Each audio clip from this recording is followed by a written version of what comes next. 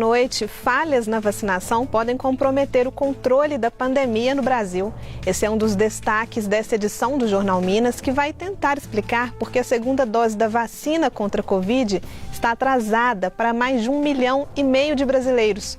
Vamos ver também porque, ao contrário do que pode parecer, a vida piorou para quem tenta sobreviver como entregador de aplicativos. Fique com a gente, o JM2 está no ar.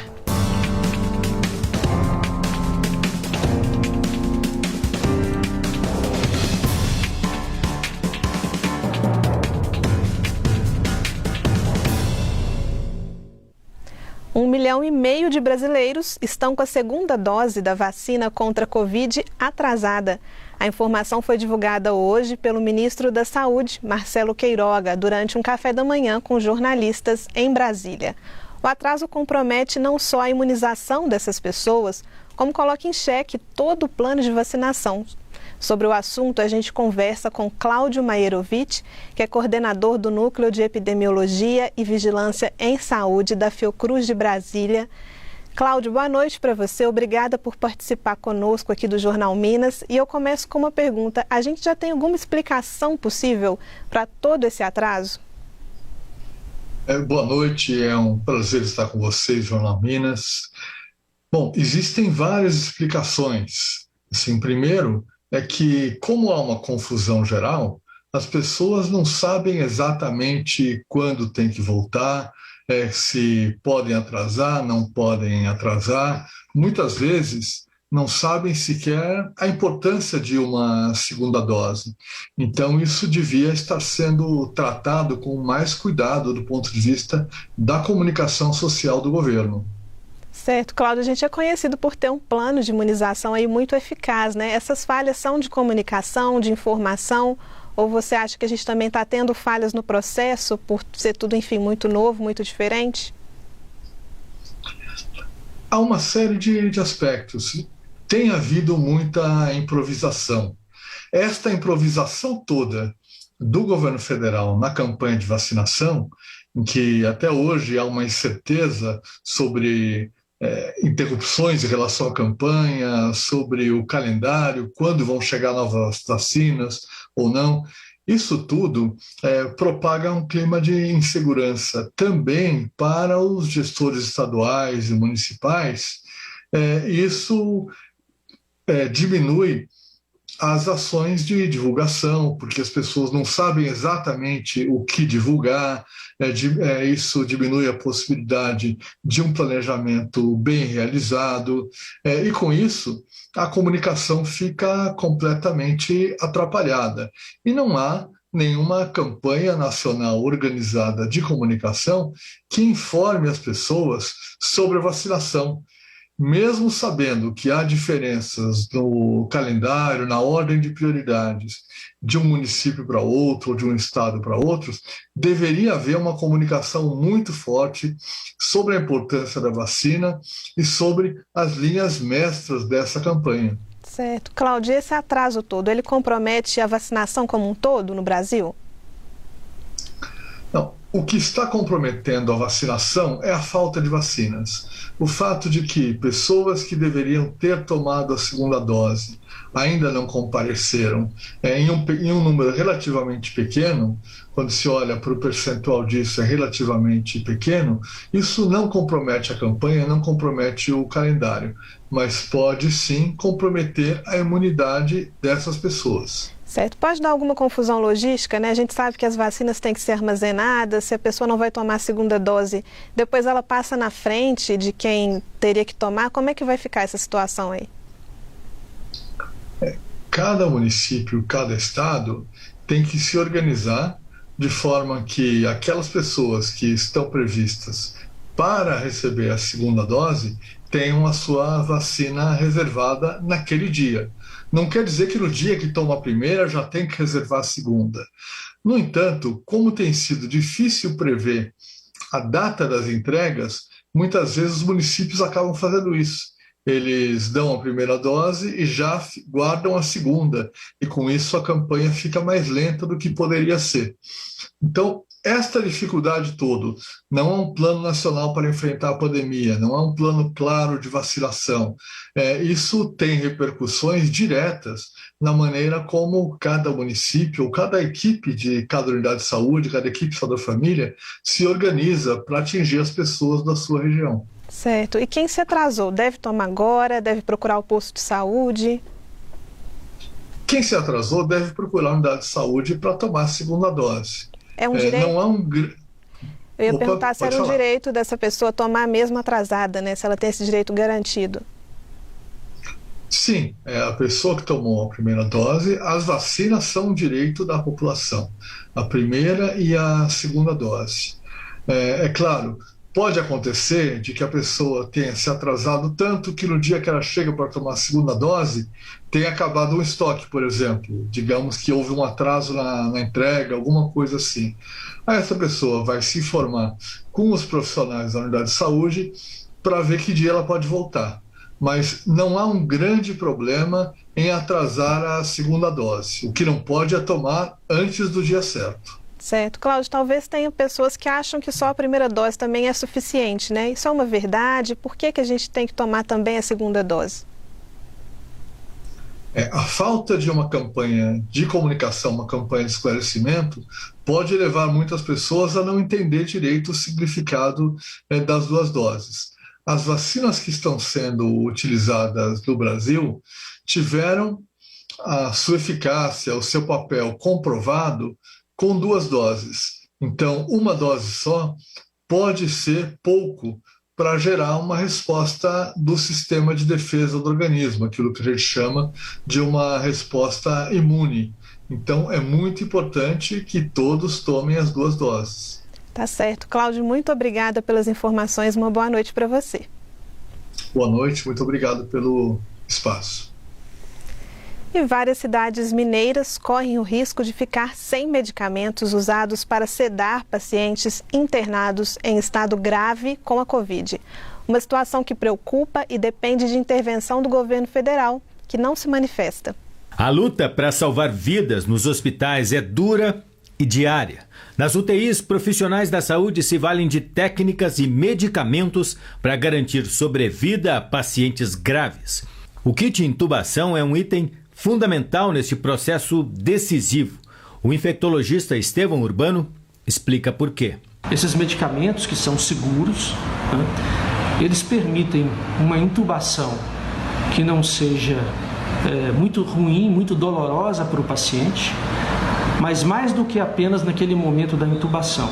Permitem que as pessoas tenham um certo conforto durante o período em que estiver entubada e além de não tornarem esses dias na ventilação mecânica, entubadas, num sofrimento desnecessário, também mantém um determinado padrão de respiração que facilita o funcionamento da máquina, ou seja, do ventilador, e melhora muito a capacidade de oxigenação sanguínea quando você compara com aquelas pessoas que eventualmente não estejam com essas medicações otimizadas e que não permitem um bom funcionamento do aparelho de ventilação mecânica. No último sábado, Minas Gerais recebeu um carregamento desses remédios, 15 mil kits, mas foram suficientes apenas para aliviar temporariamente a situação. O estoque de sedativos em muitas cidades do estado está no fim. Em Ribeirão das Neves, só há medicamentos para atender as UTIs até esta quarta. Já fizemos todos os esforços possíveis para conseguir, de alguma maneira, este medicamento. Já tentamos juntar o Estado, que não nos dá retorno, quanto a uma previsão do fornecimento deste medicamento. O fornecedor falou que vai entregar o medicamento no mês de abril, mas não deu uma data precisa. Empréstimo, doação, troca com outros municípios também já foi tentada e hoje não conseguimos com mais ninguém. Todos esses esforços estão sendo feitos no sentido da gente não precisar de fechar leitos. Mas também é uma possibilidade caso a gente não consiga realmente receber esse medicamento. Em Governador Valadares, a direção do Hospital Bom Samaritano, referência no atendimento pelo SUS, decidiu nesta segunda reduzir as internações para cirurgias e também na UTI Covid. A medida busca restabelecer o estoque de medicamentos que compõem o kit intubação essenciais para o tratamento seguro dos pacientes. Em Ibirité, na Grande BH, a situação também preocupa. O prefeito diz que só há estoque até esta quarta. Olá, gente. No dia 10/4, sábado, com toda a dificuldade, recebemos 400 ampolas do rocurônio, que é o remédio sedativo para as pessoas que estão entubadas. Então, por isso, esse remédio dessas 400 ampolas, ela só dá somente para 3 dias, ou seja, no final de terça-feira, essas ampolas já estão encerradas, já acabaram, pelo tanto de hoje que nós temos aí 20 leitos de UTI, sendo assim, 19 nesse momento está ocupado. Em Betim, também na Grande BH, a falta de insumos e medicamentos do kit intubação já compromete a abertura de novos leitos de UTI. Segundo a Secretaria Municipal da Saúde, o município tem estoque para 5 dias. Hoje, o principal problema que está freando a abertura desses novos 50 leitos são os medicamentos que compõem o kit sedação. Betim tem hoje estoque até o final de semana dos principais medicamentos que compõem o kit intubação. O município aguarda uma posição das autoridades do estado para identificar se Betim será contemplada ou não em uma possível entrega essa semana. Em paralelo a isso, o município continua as tratativas com seus fornecedores diretamente, ao mesmo tempo procurando novos fornecedores no mercado nacional e no mercado internacional. A Secretaria de Estado de Saúde informou que ainda não há previsão da chegada de uma nova remessa de medicamentos do kit intubação. A pasta disse ainda que tem dialogado constantemente com o Ministério da Saúde sobre tratativas para o atendimento das demandas de Minas Gerais. Por enquanto, o que vigora no estado é a Rede Solidária de Saúde Pública, que permite o remanejamento de insumos entre os hospitais. E a pandemia agravou e muito a situação da fome no país. Uma pesquisa com a parceria da UFMG, realizada em novembro e dezembro passados, com 2.000 pessoas, mostrou que 59,4% da população enfrentava, no final do ano passado, algum grau de insegurança alimentar, o que equivale a 125 milhões de pessoas. Estamos falando de brasileiros que já não tinham o que comer ou se preocupavam com a falta de dinheiro para colocar comida no prato. O problema é mais frequente nas casas chefiadas apenas por mulheres. Mais de 70% desses domicílios estão nessa situação.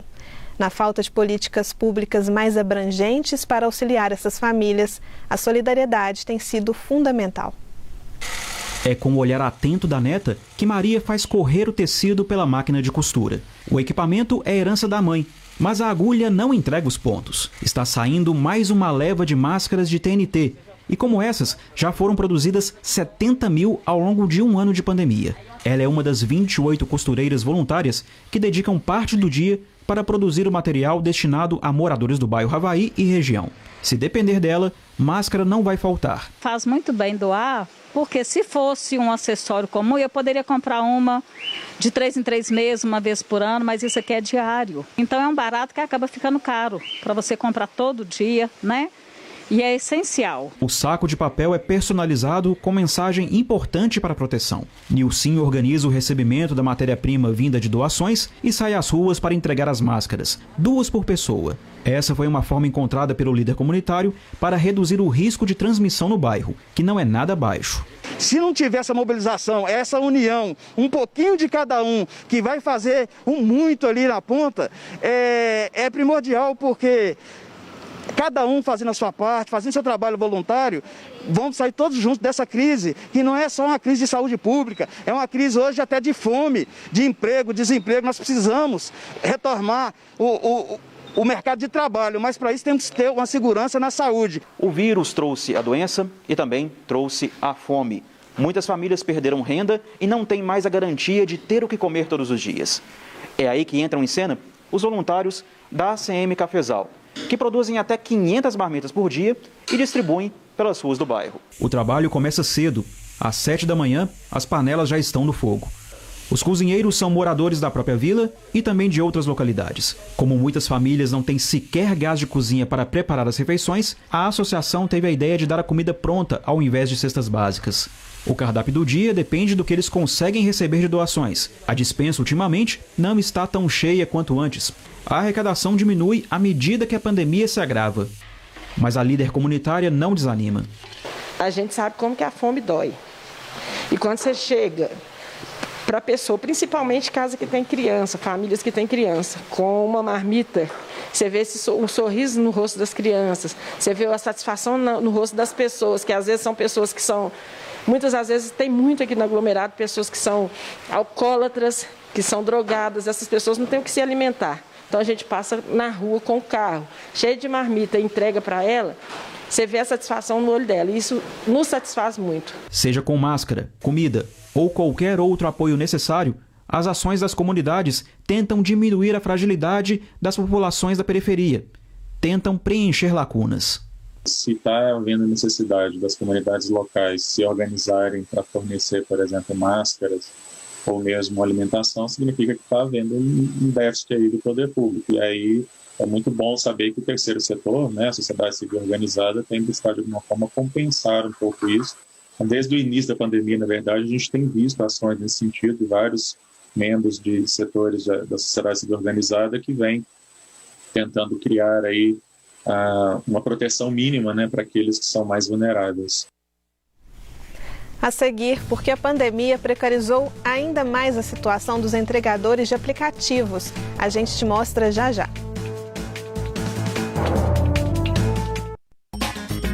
Se liga na educação.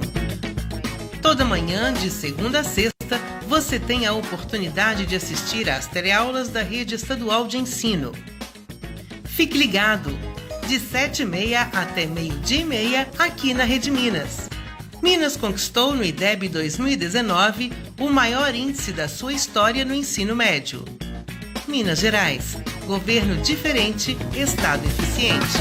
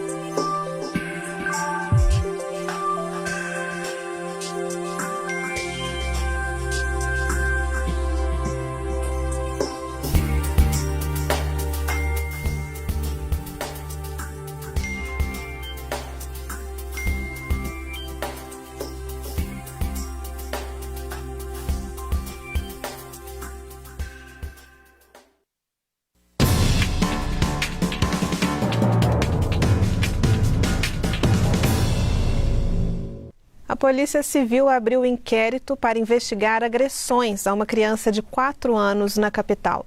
Uma vizinha acionou a Polícia Militar após ter visto hematomas ao redor dos olhos e um inchaço na cabeça do menino.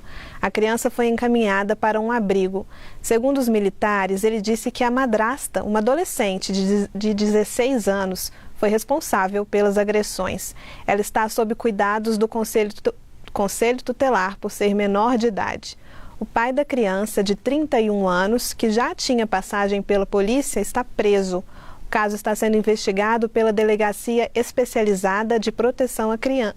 O caso está sendo investigado pela Delegacia Especializada de Proteção à Criança e ao Adolescente. Agora, um alerta tem circulado pelas redes sociais o endereço de um site falso para leilão de veículos, usando o nome da BH Trans. Não acesse ou faça qualquer transação financeira nesse site, porque se trata de um golpe. A BH Trans informou que todos os leilões de veículos apreendidos são publicados no Diário Oficial do município.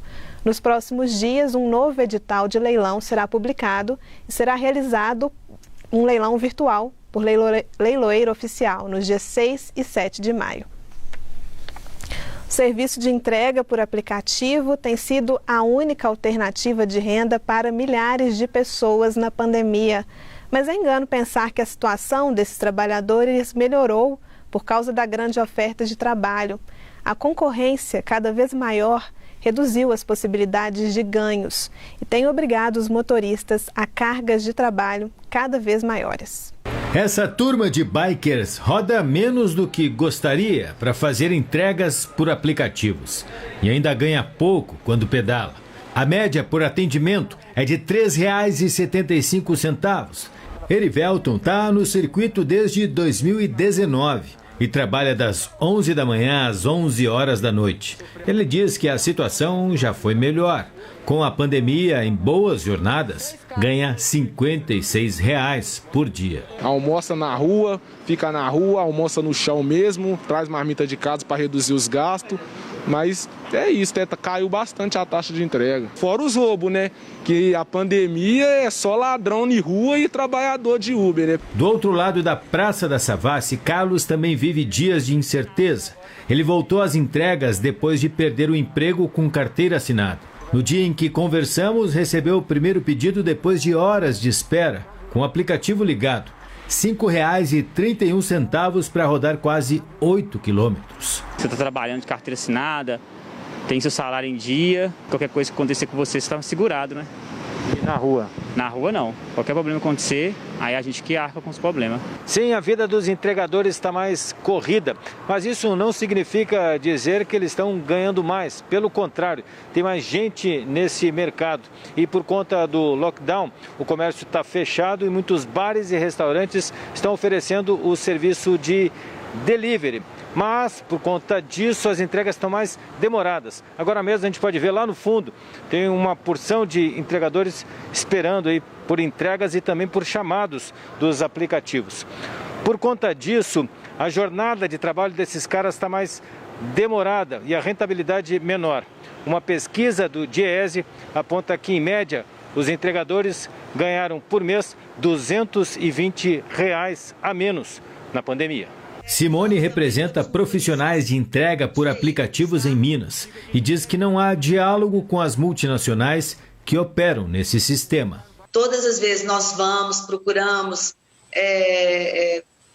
fazemos greve ou fazemos carreata, o que seja, eles não nos ouvem. Então, o único caminho hoje é a justiça, porque eles querem fazer todos de escravo, tanto de uma categoria quanto de outra. Eu sou a favor pela lei empregatícia, que eu vejo que, como empregados, eles seriam menos escravizados. Porque não adianta, se você não é empregado, se você é dono do seu negócio, por que o outro que tem que pôr o preço para você?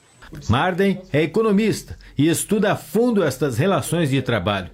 Para ele, há muita ilusão nesta oferta empreendedora.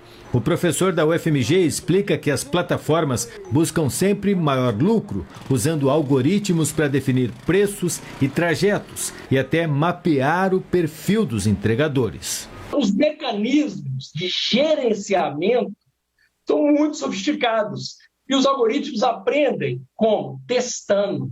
Então eles vão jogando com cada trabalhador para ver até onde eles aguentam. Só para você ter uma ideia, muitos dos aplicativos continuam monitorando a localização dos usuários, mesmo depois que eles desligam os aplicativos. Ou seja, sabe aonde o trabalhador mora, o que ele faz, para onde ele vai depois do serviço. Então, é uma quantidade de informação, né? E aí, sendo mais objetivo, é uma quantidade de pontos fracos, mapeados, inimaginável. E sempre passando essa mensagem de autonomia, de independência. Março e abril têm se configurado como um dos meses mais letais da pandemia. Em Minas, pela primeira vez, morreram mais pessoas do que nasceram. Os dados são do Portal da Transparência do Registro Civil e mostram que o agravamento da pandemia fez saldo populacional ficar negativo nos primeiros dias do mês. Até o dia 12, foram 5.975 registros de óbitos nos cartórios do Estado, ante 5.502 nascimentos, um saldo populacional negativo de 473 pessoas. A situação também se repetiu em Belo Horizonte, que teve 751 registros de mortes emitidos, contra 556 pessoas que nasceram nos primeiros dias do mês. Segundo analistas, o país está antecipando em 2 décadas esse fenômeno demográfico, que era esperado por causa da queda da taxa de fecundidade. O geógrafo e professor do Departamento de Ciências Humanas da UNA, Luiz Carlos da Cruz, acredita que essa situação inédita deve permanecer pelo menos até o fim do primeiro semestre. Minas Gerais registrou nesta terça-feira novos 7.313 casos confirmados e 62 mortes pela Covid-19, conforme divulgado pelo Boletim Epidemiológico da Secretaria de Estado de Saúde. No Sistema de Saúde Mineiro, em um dia, mais 905 infectados pelo vírus precisaram ser internados em hospitais da rede pública e privada. Ao todo, até o momento, o estado já acumula 1.235.972 registros de infectados. Desde o início da pandemia, 28.152 mineiros perderam suas vidas para a doença. Guaxupé, no sul do estado, foi uma das cidades autorizadas pelo governo para migrar para a onda vermelha do programa Minas Consciente. Nessa região, apenas 2 cidades estão autorizadas. Quem traz as informações da situação da Covid na região é o repórter Adriano Ferreira, da nossa parceira TV Sul. Olá, boa noite a todos que acompanham o Jornal Minas, segunda edição. Nesta segunda-feira, 12 de abril, um novo decreto municipal foi editado pelo prefeito relativamente à inclusão da cidade na onda vermelha. Com a nova recomendação, o mercado de trabalho considerado pelo protocolo não essencial poderá funcionar novamente. Porém, os expedientes deverão ser acompanhados por medidas de segurança como uso de máscara e álcool em gel, distanciamento entre as pessoas, higienização dos ambientes, lotação reduzida de público em estabelecimentos comerciais, entre outras medidas. E a Santa Casa de Guaxupé se encontra com 14 pacientes internados confirmados a Covid-19, sendo 8 em UTI e 6 em leito clínico. Já Guaxupé totaliza com 3.020 casos positivos de Covid-19 e 58 óbitos confirmados já registrados aqui em Guaxupé. Adriano Ferreira, direto da TV Sul de Guaxupé, para o Jornal Minas. Em instantes, vacinação avança mais um pouco em BH. Amanhã, quem tem 63 anos pode procurar os postos. A gente traz os detalhes já já.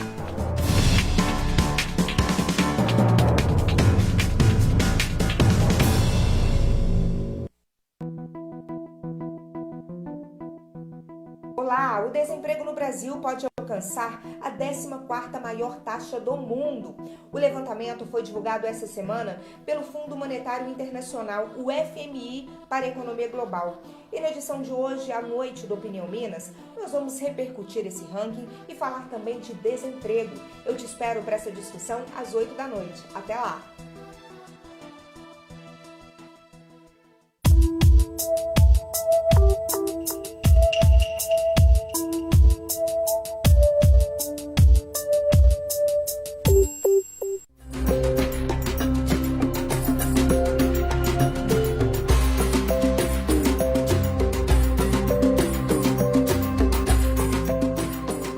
Cuidar da natureza é cuidar de nós mesmos. Rede Minas, seu lugar, seu mundo. Manhattan Connection nesta quarta-feira às 10 da noite. A economista Helena Landau e o jornalista Pedro Bial. Onde você estiver, em todas as telas, leve cultura com você. Manhattan.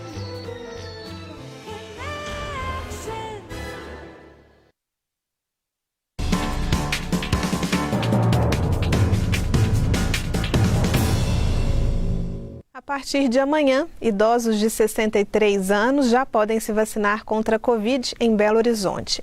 É necessário levar documento de identidade, CPF e comprovante de residência.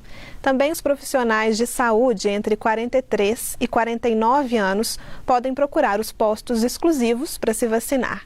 Os endereços estão disponíveis no portal da Prefeitura. Neste caso, é preciso ter feito o cadastro no site da Prefeitura até o dia 9 de abril e não ter tido Covid com início de sintomas nos últimos 30 dias. Nesta edição, já falamos sobre o aumento da fome entre a população brasileira e de ações solidárias necessárias neste momento. Mas os animais de estimação também fazem parte de uma quantidade considerável de lares brasileiros. De acordo com dados do IBGE, quase metade das casas no país tem pelo menos um cachorro. Os gatos estão presentes em pelo menos 20% das famílias. Com a alta do desemprego e as dificuldades econômicas agravadas pela pandemia, muita gente não tem tido dinheiro para alimentar esses animais. E aí também aparecem ações solidárias. Ração para quem realmente precisa. Assim diz o cartaz de um pet shop que está disponibilizando sacos de ração para doação a pessoas que têm animais em casa, mas que durante a pandemia do coronavírus estão enfrentando alguma dificuldade financeira. A gente está embalando e doando 1 quilo para cada pessoa, né? Porque a gente quer distribuir bem, fazer uma distribuição bem homogênea. E quem quiser ajudar também pode ficar à vontade, pode vir ajudar nós nessa causa que está muito legal.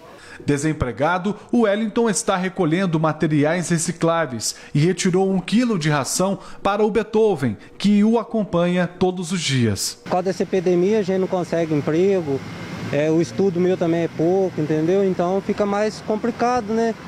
E aí tem essa doação de ração aí que é muito gratificante e ajuda bastante.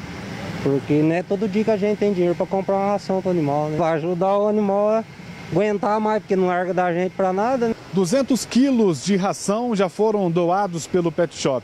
A expectativa do proprietário é fazer a distribuição gratuitamente de 1 tonelada de alimento para os bichinhos. A gente ainda tem mais uns 300 para doar, eu vou doar 500 quilos de ração. E as empresas agora estão trazendo mais ração para a gente doar. Outras empresas também estão fazendo doação. Quem quiser também particular, também trazer 1 quilinho de ração, pode trazer, a gente doa. E as pessoas ficam muito gratas, emocionadas.